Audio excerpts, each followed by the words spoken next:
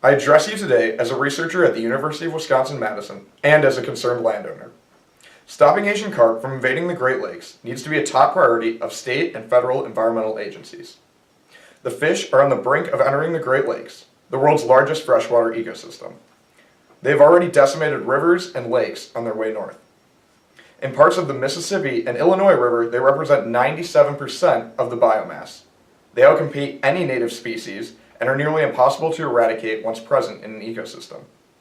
They can feed on nearly anything, leading to exponential growth in population. The carp are now within 10 miles of Lake Michigan, having moved into the shipping and sewage canals that run through Chicago.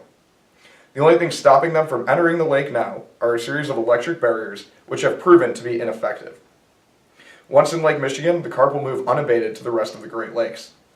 To have nothing more than a non-lethal electric barrier preventing the spread of a highly invasive species that will undoubtedly disrupt and potentially ruin ecosystem functions of the entire Great Lakes system is irresponsible and immoral. The Great Lakes are home to a $7 billion fishing industry, which would quickly succumb to the invasion and exponential growth of Asian carp populations. This, however, pales in comparison to the $38 billion recreational industry directly tied to the lakes, and even this doesn't compare to the immeasurable value of the lakes as a freshwater ecosystem or the enjoyment value of tens of thousands of homeowners and visitors to the lake shore each year. No native species would be immune to the impact of the invasion of carp would have, destroying habitats and consuming primary food sources. This, paired with having no natural predators and a rapid rate of reproduction, means a substantial and quick deterioration of aquatic habitats. Even recreational boating could fall victim to Asian carp.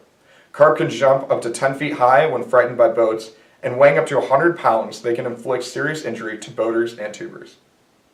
Whether motivated by the billions of dollars in lost economic activity, the destruction of a globally important and unique ecosystem, or the father and son who can no longer fish at their favorite fishing hole, the EPA and lake states must work together to take all actions necessary, regardless of cost or scale, to prevent the spread of Asian carp into the Great Lakes.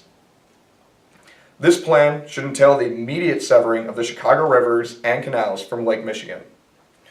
While this would slow commercial shipping, it is a small price to pay for the irreversible damage the carp would unequivocally cause.